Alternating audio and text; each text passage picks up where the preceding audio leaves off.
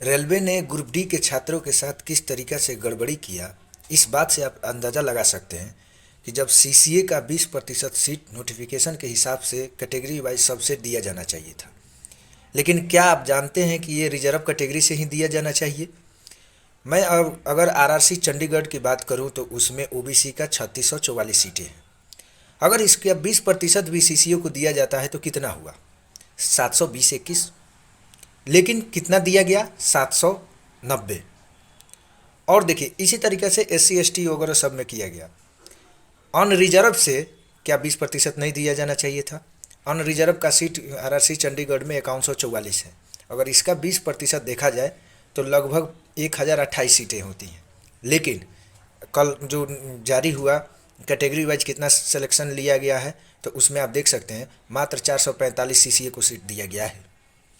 अब सोचिए कि ज़रा ये 980-85 सीटें ये कहाँ चली गई? ये घपला नहीं है तो क्या है? ये ओबीसी और कैटेगरी छात्र और बाकी के कैटेगरी के छात्रों के साथ गड़बड़ी नहीं तो क्या है? रेलवे ने लगातार गड़बड़ी पर गड़बड़ी करते चला जा रहा है।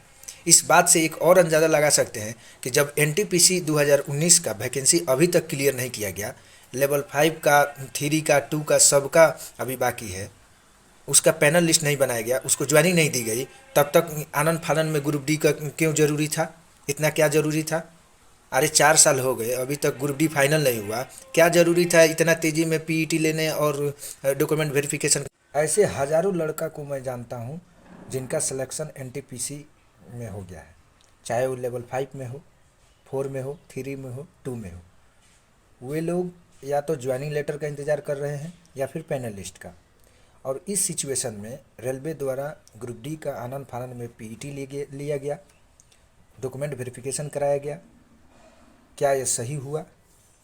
अगर वो लोग, चूँकि वो तो वहाँ पैनल लिस्ट उसका बन गया है और यहाँ ग्रुप डी में भी दौड़ लिया, तो सोचिए कि अगर ये तो एक ही जगह ज्वाइनिंग करेगा, ग्रुप डी तो करेगा नहीं। अब ग्रुप डी का सीट खाली हो गया और वेटिंग लिस्ट की चर्चाएं देख रहे हैं किस तरीक़े से चल रही है, लगभग समाप्ति के कगार पे है।